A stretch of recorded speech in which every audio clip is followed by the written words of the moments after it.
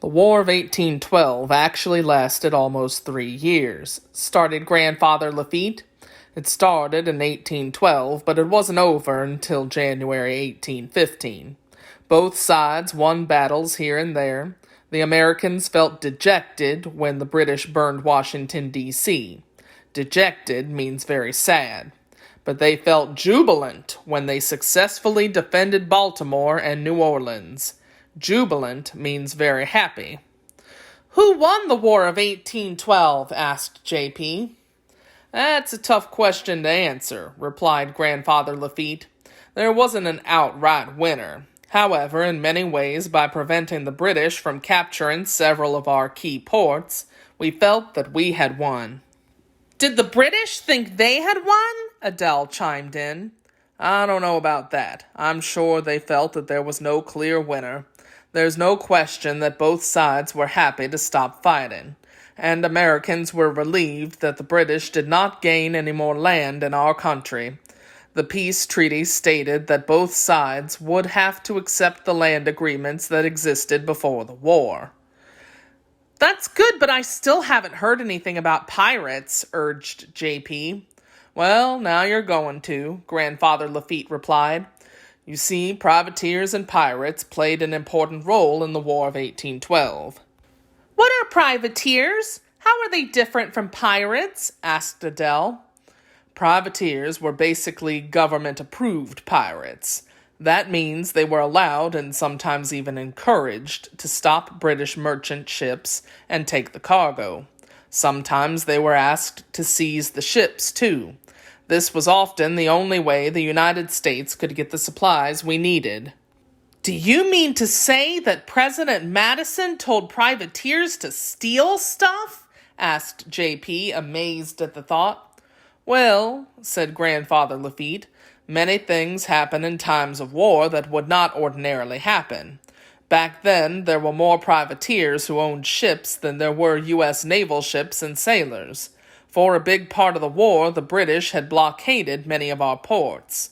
We had no way to get supplies. We could not trade with other nations. We needed all the help we could get. So these privateers helped us by taking merchant ships and cargo that we desperately needed. By the end of the War of 1812, there were several hundred perfectly legal American privateers." "Were the privateers pirates before the war?" asked J.P. "Some privateers were pirates," Grandfather Lafitte replied, "but others were young men who saw it as a way to make money.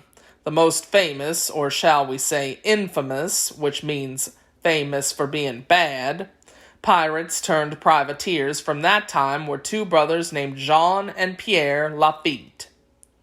Grandfather paused. "Jean Lafitte was an excellent sailor and navigator. A navigator is a person who finds out how to get to a place. He helped spy on the British when they began their attack on New Orleans. Pierre was an expert smuggler of stolen goods. A smuggler is someone who takes things illegally to another place. Because they had been pirates, they knew the swamps and bayous of New Orleans very well. A bayou is a slow-moving body of water filled with plants found in low-lying areas. Jean, in particular, could find his way around the dense, jungle-like swamps that confused most people. Jean even created secret waterways and canals that only he and his fellow pirates knew about. They could escape from anyone who tried to capture them. They hid their stolen goods in these secret places, too.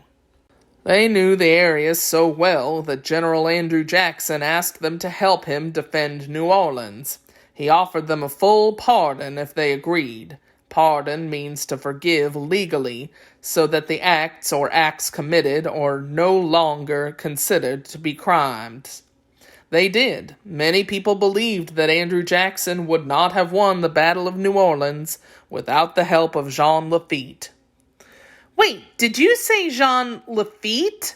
asked Adele, staring right at her brother, whose full name was Jean-Pierre.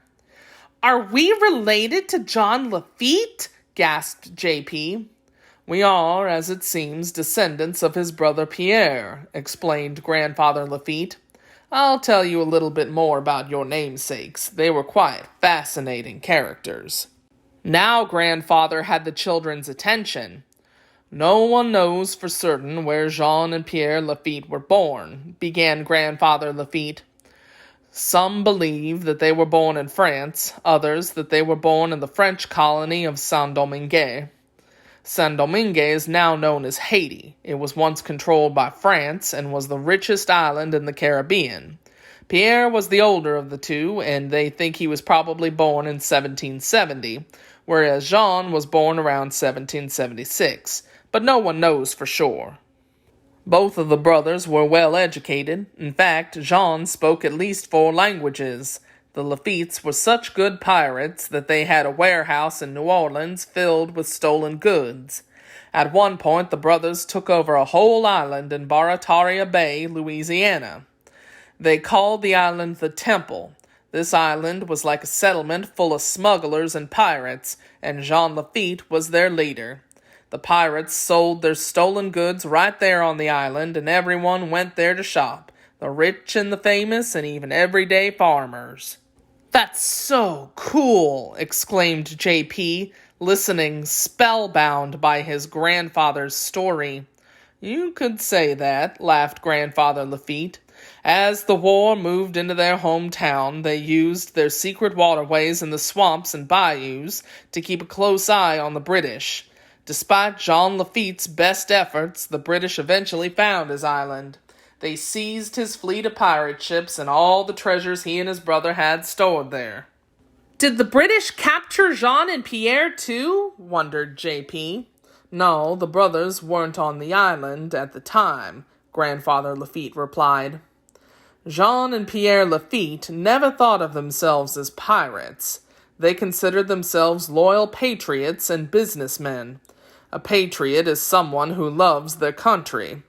But it's been pretty well documented that, with the help of Jean, Pierre, and their army of buccaneers, Andrew Jackson knew every move the British made. Thanks to them, he was able to outsmart and outgun the British. Jean commanded an army of hundreds of buccaneers or pirates. "This really is the coolest story ever," exclaimed J.P. "I can't wait to tell my friends that my ancestors were pirates." "I hope you'll also tell them all you've learned about the War of 1812, said Grandfather Lafitte. "You are now both experts on the subject. I'm sure your teacher will be very impressed with your new knowledge." "Granddad, you never told us what's in your journal," prodded Adele. She had been curious about Grandfather's journal ever since she noticed it when they first arrived. Grandfather Lafitte opened up the leather journal. Attached to the first page was a very old, crinkled poster. He carefully unfolded the yellowing page.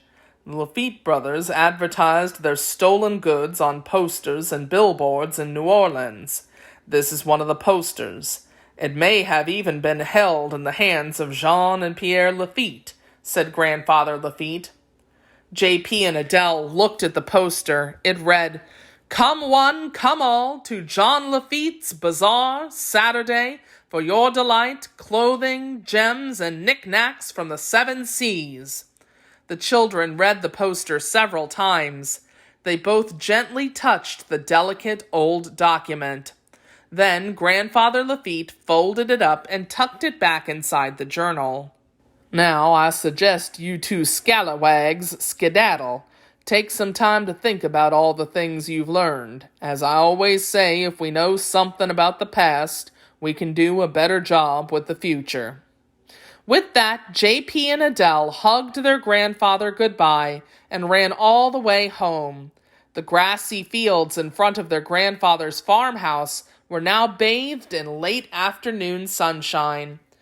"We are related to pirates, Adele," J.P. said in a loud whisper to his sister as the two raced excitedly home. "I know," whispered Adele. "I just don't know if we should tell anyone."